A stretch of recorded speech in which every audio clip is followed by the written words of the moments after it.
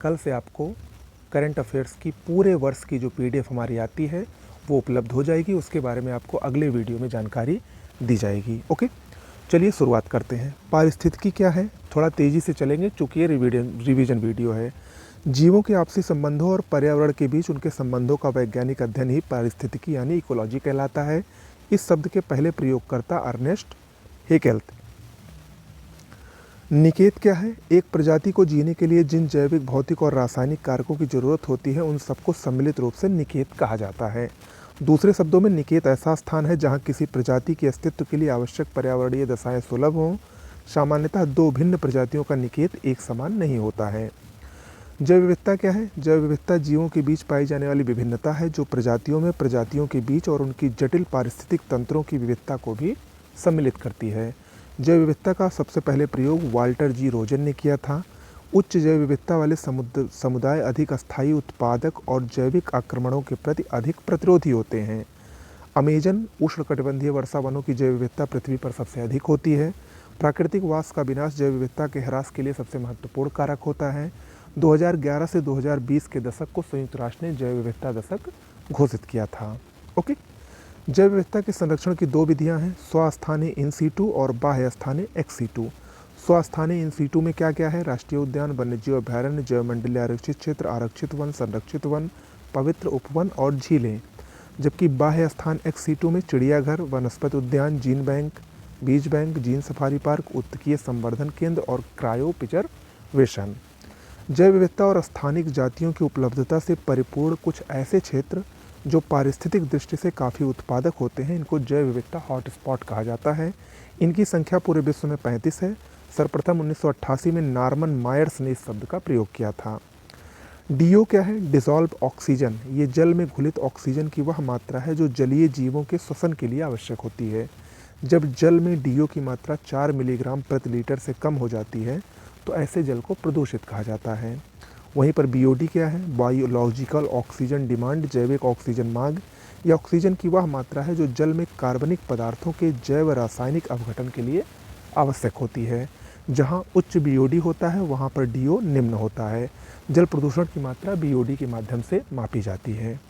Okay, कुछ प्रमुख अधिनियम हैं। वन्यजीव संरक्षण अधिनियम 1972, जल प्रदूषण रोकथाम नियंत्रण अधिनियम 1974 में, वन संरक्षण अधिनियम 1980 में, वायु प्रदूषण रोकथाम और नियंत्रण अधिनियम 1981, पर्यावरण संरक्षण अधिनियम 1986 में, राष्ट्रीय वन नीति 1988 में। इसी के तहत भारत में 33% वन क्षेत्र प्राप्ति का लक्ष्य रखा गया था। ध्वनि प्रदूषण नियमन व नियंत्रण अधिनियम 2000 में और एनजीटी राष्ट्रीय अधिकरण की स्थापना अक्टूबर 2010 में की गई थी। कुछ महत्वपूर्ण तथ्य हैं। Green development, environment and sustainability in a developing world, इस पुस्तक के लेखक WM एडम्स हैं। भारत सरकार के विज्ञान और प्रौद्योगिकी मंत्रालय के अधीन राष्ट्रीय पर्यावरण अभियांत्रिकी शोध संस्था नीरी ये के नागपुर में स्थित है। इसकी 5 क्षेत्रीय प्रयोगशालाएं भी हैं, चेन्नई, दिल्ली, हैदराबाद, कोलकाता और मुंबई में। जेनेटिक इंजीनियरिंग अनुमोदन समिति का गठन पर्यावरण अधिनियम 1986 के अधीन किया गया है। अर्नीज नेस ने 1973 में गहन पारिस्थितिकी यानी डीप इकोलॉजी शब्द का प्रयोग किया था। पारिस्थितिक निकाय में ऊर्जा का पशुओं की एक दर्द निवारक दवा है। यह दवा मृत पशुओं के भक्षण द्वारा गिद्ध में प्रवेश कर जाती थी जिससे गिद्धों की मृत्यु हो जाती थी और भारत में गिद्धों के विलुप्त होने का मुख्य कारण यही है। ओके, पग मार्क क्या है, फुट मार्क। इस तकनीक द्वारा मुख्यतः विशालकाय पशुओं के पदचिन्हों की सहायता से उनकी जनसंख्या का आकलन होता है। सिगरेट के धुएं में क्या क्या पाया जाता है, carbon monoxide, hydrogen cyanide, nitrogen oxide, formaldehyde, acrolein, benzene और अल्प मात्रा में निकोटीन भी पाया जाता है। ग्रीन मफलर क्या है, देखिए ध्वनि तरंगों को अवशोषित कर ध्वनि प्रदूषण को नियंत्रित करने वाले हरे पौधों को ग्रीन मफलर कहा जाता है। टाइलर पुरस्कार ये पर्यावरण सुरक्षा और पारिस्थितिक क्षेत्र में उल्लेखनीय योगदान के लिए दिया जाता है।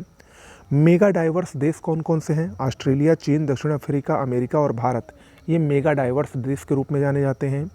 Indian institute of ecology and environment ये नई दिल्ली में स्थित है। माजुली द्वीप जो कि असम में स्थित है, इस नदी द्वीप को 2020 तक भारत का पहला कार्बन मुक्त जिला बनाने का जो लक्ष्य निर्धारित किया गया था वो पूरा हो गया है। संयुक्त राष्ट्र विकास कार्यक्रम द्वारा 1987 में स्थापित ग्लोबल 500 पुरस्कार ये भी पर्यावरण संरक्षण के लिए ही प्रदान किया जाता है। दाचीगाम ये एकमात्र ऐसा क्षेत्र है जहाँ कश्मीरी स्टैग यानी हंगुल पाए जाते हैं। भारत का सबसे बड़ा राष्ट्रीय उद्यान हेमिस राष्ट्रीय उद्यान है, जो कि जम्मू कश्मीर लेह में स्थित है, अब लद्दाख में है वो। यूनेस्को के प्राकृतिक विरासत स्थल की सूची में भारत के 7 स्थल शामिल हैं। Great Himalayan national park Himachal Pradesh में, नंदा देवी और फूलों की घाटी उत्तराखंड में है, सुंदरवन पश्चिम बंगाल में, काजीरंगा नेशनल पार्क असम में, मानस वन्यजीव अभयारण्य असम में और केवलादेव नेशनल पार्क राजस्थान तथा पश्चिमी घाट। ओके, राजस्थान का केवलादेव साइबेरियन क्रेन नामक प्रवासी पक्षी का आश्रय स्थल है और मॉन्ट्रिक्स रिकॉर्ड में शामिल ये पहला राष्ट्रीय उद्यान है। गुजरात का गिर राष्ट्रीय उद्यान ये एशियाई सिंह के लिए प्रसिद्ध है। केबुल लामजाओ राष्ट्रीय उद्यान जो कि मणिपुर में स्थित है, विश्व का एकमात्र तैरता हुआ राष्ट्रीय उद्यान है। असम का काजीरंगा राष्ट्रीय उद्यान एक सींग वाले गैंडे के लिए व मानस राष्ट्रीय उद्यान जंगली भैंसा के लिए प्रसिद्ध है। विश्व का सर्वाधिक अस्थायी व विशालतम पारितंत्र समुद्र होता है। नामदफा नेशनल पार्क जो कि अरुणाचल प्रदेश में है, इसकी जलवायु उष्णकटिबंधीय से लेकर उपोष्ण, शीतोष्ण और आर्कटिक तक परिवर्तित हो सकती है। सबसे ऊंचाई पर स्थित है ये नामदफा नेशनल पार्क। 1982 में स्थापित भारत का पहला राष्ट्रीय सामुद्रिक पार्क कच्छ की खाड़ी जामनगर गुजरात में स्थित है। हाइड्रोजन ये डीजल, पेट्रोल, केरोसिन, कोयला, सीएनजी इत्यादि की अपेक्षा न्यूनतम पर्यावरण प्रदूषण उत्पन्न करता है, इसलिए इसको स्वच्छ ईंधन माना जाता है। जट्रोफा, पोंगमिया और सूरजमुखी से बायोडीजल मिलता है। ग्लूकोज, शक्कर, महुए आदि से इथेनॉल मिलता है जो कि एक हरित ईंधन है। नाइट्रोजन के ऑक्साइड, ओजोन और पराक्साइटाइल नाइट्रेट जिसको पैन कहा जाता है, ये सूर्य की उपस्थिति में अभिक्रिया कर प्रकाश रासायनिक धूम्र का निर्माण करते हैं। कार्बन मोनोऑक्साइड रक्त में उपस्थित हीमोग्लोबिन से मिलकर कार्बोक्सी हीमोग्लोबिन बनाता है, जिससे रक्त की ऑक्सीजन वहन क्षमता कम हो जाती है तथा श्वसन क्रिया में अवरोध उत्पन्न हो जाता है, जिससे मृत्यु तक हो सकती है। लाइकेन ये वायु प्रदूषण के सूचक होते हैं। कवक और सहवाल के सहजीवी संबंध के परिणाम स्वरूप इनका निर्माण होता है। एजेंडा 21 क्या है? सतत विकास के संबंध में संयुक्त राष्ट्र की गैर बाध्यकारी स्वेच्छा से लागू की जाने वाली योजना है ये। डायनासोर जीवाश्म राष्ट्रीय पार्क ये मध्य प्रदेश के धार में है। केंद्रीय शुष्क क्षेत्र अनुसंधान संस्थान कजरी ये जोधपुर राजस्थान में है। रियो डी जेनेरियो सम्मेलन 2012 में सतत विकास पर हुआ था। रियो +20 इसमें MDG के स्थान पर सतत विकास लक्ष्य यानी SDG सस्टेनेबल डेवलपमेंट गोल्स जो कि 17 हैं, वो 2030 तक उनको प्राप्ति करने का लक्ष्य है वो घोषित किए गए थे। कुछ प्रमुख परियोजनाओं को देख लीजिए। प्रोजेक्ट टाइगर 1 अप्रैल 1973 में। भारत में वर्तमान में यहाँ पर 56 कर लीजिए 56 बार रिजर्व हैं। पहला टाइगर रिजर्व कार्बेट है, क्षेत्रफल की दृष्टि से सबसे बड़ा नागार्जुन सागर श्रीशैलम आंध्र प्रदेश तेलंगाना में। क्षेत्रफल की दृष्टि से सबसे छोटा बोर टाइगर रिजर्व महाराष्ट्र में है। सर्वाधिक ऊंचाई पर स्थित बाघ रिजर्व नामदफा अरुणाचल प्रदेश में है। हाथी परियोजना ये प्रोजेक्ट एलिफेंट 17 दिसंबर 1992 को प्रारंभ हुई थी। भारत में 28 हाथी रिजर्व हैं। हाथियों की अवैध हत्या निगरानी कार्यक्रम जिसको माइक कहा जाता है 2003 से प्रारंभ हुआ। हाथी को 2010 में राष्ट्रीय धरोहर पशु घोषित किया गया। गिद्ध संरक्षण योजना 2006 से प्रारंभ हुई थी। पहला गिद्ध प्रजनन केंद्र असम के धर्मपुर में। गिद्धों की मौत का कारण डाइक्लोनोफेनेक दवा है जो अभी हमने आपको बताया थोड़ी देर पहले। कस्तूरी मृग परियोजना 1970 में आई थी। कस्तूरी केवल नर मृग में पाया जाता है, मादा में नहीं। ओके। लाल पांडा परियोजना 1996। कछुआ संरक्षण 1975। गैंडा परियोजना 1987। मगरमच्छ संरक्षण परियोजना 1974 में। केंद्रीय मगरमच्छ प्रजनन और प्रबंधन प्रशिक्षण संस्थान हैदराबाद में स्थित है। हिम तेंदुआ परियोजना 2009 में। भारत का एकमात्र कपि होलाक गिब्बन है। रेड डाटा बुक ये विलुप्त प्राय, असुरक्षित और दुर्लभ जीव तथा पादप से संबंधित पुस्तक है। IUCN द्वारा इसको जारी किया जाता है। 9 श्रेणियां हैं इसको, जिसकी जो एक श्रेणी है घोर संकटग्रस्त श्रेणी, इसको गुलाबी पृष्ठ पर अंकित किया जाता है। मेधा पाटेकर नर्मदा बचाओ आंदोलन संबंधित हैं। स्वर्ग पक्षी हार्नबिल पक्षी को कहा जाता है। भारत में पारिस्थितिकी जनक डॉक्टर रामदेव मिश्रा है। Dolphin man of India Ravindra Kumar Sinha को कहा जाता है। महत्वपूर्ण पर्यावरण संगठन सम्मेलन देख लीजिए। अंतर्राष्ट्रीय मानव पर्यावरण सम्मेलन जिसको स्टॉकहोम सम्मेलन कहा जाता है 5 जून 1972 को हुआ था। ये पर्यावरण पर पहला वैश्विक शिखर सम्मेलन है और इसी सम्मेलन में 5 जून को पर्यावरण दिवस के रूप में मनाने की घोषणा की गई।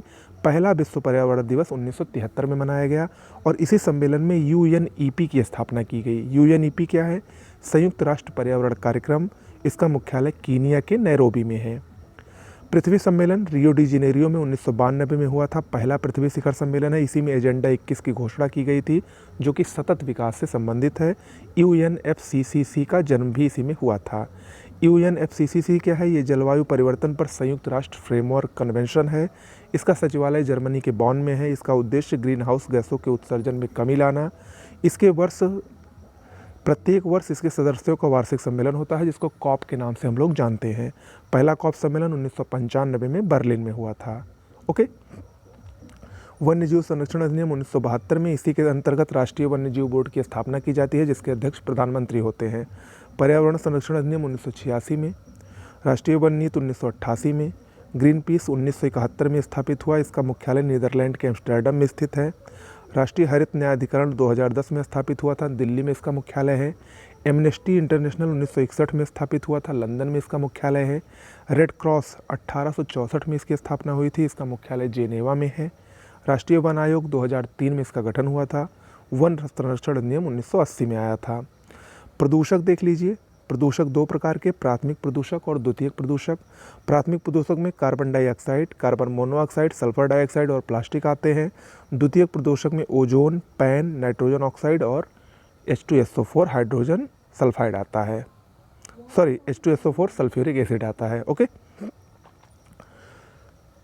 प्रमुख वायु प्रदूषक और उनसे होने वाले रोग। कार्बन मोनोऑक्साइड को दम घोटू गैस कहा जाता है, इससे श्वसन संबंधी समस्या होती है। सल्फर ऑक्साइड को क्रैकिंग गैस कहा जाता है, इससे अम्लवर्षा, आंखों में जलन और दमा होती है। सीसा से तंत्रिका तंत्र प्रभावित होता है, गुर्दा मस्तिष्क। कैडमियम से इटाई रोग और बेंजीन से रक्त कैंसर होता है। प्रमुख जल प्रदूषक और उनसे होने वाले रोग। पारा से मिनीमाटा रोग होता है और मछलियों में ड्रॉप्सी नामक रोग होता है। आर्सेनिक से ब्लैक फुट चर्म रोग, नाइट्रेट से ब्लू बेबी सिंड्रोम और एस्बेस्टस से फेफड़े का कैंसर होता है। भूमिगत जल का प्रमुख प्रदूषक तत्व आर्सेनिक है। आर्सेनिक से सबसे अधिक जल प्रदूषण पश्चिम बंगाल और बिहार में होता है। केंद्रीय प्रदूषण नियंत्रण बोर्ड 1974 में बना था। रेडियोधर्मी प्रदूषण को मापने की इकाई रोंटजन होती है। भारत में सबसे अधिक रेडियोधर्मी प्रदूषण केरल में होता है। रेडियोधर्मी प्रदूषण का प्रमुख उदाहरण भोपाल गैस त्रासदी 1984 में, जिसमें मिथाइल आइसोसाइनेट का रिसाव हुआ था, और चेरनोबिल त्रासदी रूस में हुई थी। वैश्विक ऊष्मन ग्लोबल वार्मिंग के लिए उत्तरदायी ग्रीन हाउस गैसें जलवाष्प, carbon dioxide, methane, ozone, chlorofluorocarbon और परक्लोरोकार्बन। इसमें जो मीथेन है, इसके स्रोत क्या हैं? आर्द्र भूमियाँ, धान के फसल, जुगाली करने वाले जानवर और दीमक, इन सभी से मीथेन गैस निकलती है। क्लोरोफ्लोरोकार्बन जो है ये एसी और रेफ्रिजरेटर में पाया जाता है। रेफ्रिजरेटर में जो एक गैस पाई जाती है फ्रेयान, वो सबसे घातक CFC गैस मानी जाती है। ओके। ओजोन की बात करें, ओजोन सप्ताम पट्टल में पाया जाता है। ओजोन परत का जो पतला होना ओजोन छिद्र कहलाता है। इसका प्रमुख कारक क्लोरीन होता है। ओजोन परत में सर्वप्रथम छेद फॉरमैन नामक वैज्ञानिक ने अंटार्कटिका में देखा था। ओजोन परत सघनता मापने की इकाई डॉप्सन होती है। ओके। ओजोन परत के दुष्प्रभाव क्या होता है? त्वचा कैंसर, नेत्र संबंधी रोग होता है। सबसे ज़्यादा ओजोन क्षरण दक्षिणी ध्रुवों पर होता है। अम्ल वर्षा क्या होती है? जब वर्षा जल का pH मान 4 से कम हो जाए तो उसे अम्ल वर्षा कहते हैं। इसके सोर्स क्या हैं? सल्फर डाइऑक्साइड और नाइट्रोजन के ऑक्साइड। इसका दुष्प्रभाव स्किन एलर्जी होती है और संगमरमर की इमारत पर ये काफ़ी प्रभाव डालती है। पर्यावरण से जुड़े व्यक्तित्व देख लीजिए। Ravindra Kumar Sinha, dolphin man of India. Ramdev Mishra, Bharat में पारिस्थितिकी के जनक। नॉर्मन बोरलॉग, विश्व में हरित क्रांति के जनक। सलीम अली, प्रसिद्ध पक्षी विज्ञान विशेषज्ञ। सुंदरलाल बहुगुणा चिपको आंदोलन से संबंधित हैं। पांडुरंग हेगड़े, कर्नाटक में एपिको आंदोलन के नेतृत्व करता है। MS स्वामीनाथन, भारत में हरित क्रांति के जनक। और वर्गीज कुरियन, भारत में श्वेत क्रांति यानी दुग्ध क्रांति के जनक माने जाते हैं। प्रमुख संस्थान देख लीजिए। भारतीय प्राणी विज्ञान सर्वेक्षण केंद्र कोलकाता में है। भारतीय वन प्रबंधन संस्थान भोपाल में। भारतीय वन सर्वेक्षण केंद्र देहरादून में। भारतीय वन्य जीव अनुसंधान संस्थान देहरादून में। भारतीय वन्य जीव संस्थान देहरादून में। राष्ट्रीय पर्यावरण शोध संस्थान नागपुर में। वर्षा वन अनुसंधान संस्थान जोरहाट में। वन आनुवंशिकी और वृक्ष प्रजनन संस्थान कोयम्बटूर। वन उत्पादकता केंद्र रांची और केंद्रीय पक्षी शोध संस्थान बरेली के इज्जतनगर में स्थित है। धूल कणों से होने वाले रोग के देख लीजिए। मैग्नीज के धूलकण से निमोनिया और सांस की बीमारी। कोयले के धूलकण से एंथ्रोकोसिस रोग। कपास के धूलकण से बिशनोसिस रोग। लोहे के धूलकण से सिडरोसिस रोग। एस्बेस्टस के धूलकण से एस्बेस्टोसिस रोग। सिलिका के धूलकण से सिलिकोसिस रोग। गन्ने के धूलकण से बेगासोसिस रोग। अनाज के धूलकण से कृषक फुसफुस रोग और तंबाकू के धूलकण से टोबैकोसिस रोग होता है। मैंग्रोव या कक्ष वनस्पति, देखिए भारत में मैंग्रोव का सबसे अधिक क्षेत्रफल पश्चिम बंगाल में पाया जाता है, उसके बाद गुजरात में। विश्व का सबसे विस्तृत मैंग्रोव सुंदरवन पश्चिम बंगाल में है। कुछ प्रमुख मैंग्रोव के नाम देख लीजिए, भीतरकनिका और चिल्का उड़ीसा में है, कोरिंगा और कृष्णा आंध्र प्रदेश में है, मुथुपेट तमिलनाडु में, रत्नागिरी और मालवन महाराष्ट्र में है। ओके, संयुक्त राष्ट्र का सतत विकास लक्ष्य देख लीजिए 2030 तक जिसको पूरा करना है। 17 विकास लक्ष्य जो हैं ये अक्सर पूछे जा रहे हैं इस समय। पहला है गरीबी की पूरे विश्व से समाप्ति, दूसरा है भूख की समाप्ति, खाद्य सुरक्षा, तीसरा है स्वस्थ जीवन स्वास्थ्य को बढ़ावा, चौथा है समावेशी शिक्षा, पांचवा है लैंगिक समानता, छठा है स्वच्छता और पानी का सतत प्रबंधन, फिर सातवां है सस्ती और टिकाऊ ऊर्जा, आठवां है सतत आर्थिक विकास और पूर्ण रोजगार, नौवां है समावेशी और सतत औद्योगिकरण, 10वां है देशों के मध्य असमानता को कम करना, 11वां है सुरक्षित टिकाऊ शहर और मानव बस्तियाँ, 12वां है अस्थायी खपत, 13वां है जलवायु परियोजना, 14वां है महासागर और समुद्री संसाधनों का संरक्षण, 15वां है लाइफ ऑन लैंड, 16वां है शांतिपूर्ण और समावेशी समिति को बढ़ावा देना, और 17वां है वैश्विक भागीदारी को पुनर्जीवित करना। और ये हमको 2030 तक प्राप्त करने हैं। ओजोन परत क्षरण से संबंधित सम्मेलनों को देख लीजिए। वियना सम्मेलन 1985 में, ये ओजोन परत संरक्षण के लिए पहला प्रयास था। ओजोन क्षरण के लिए जिम्मेदार CFC के इस्तेमाल को कम करने पर प्रावधान इसमें किया गया है। 1985 में हुआ, लेकिन 1988 में प्रभावी हुआ था। मॉन्ट्रियल प्रोटोकॉल 1987 में, ये ओजोन क्षरण के लिए जिम्मेदार अनेक पदार्थों के उत्पादन में क्रमबद्ध रूप से कटौती करने का प्रावधान इसमें किया गया। इस पर 16 सितंबर 1987 को हस्ताक्षर हुए और 1 जनवरी 1989 को ये प्रभाव में आया।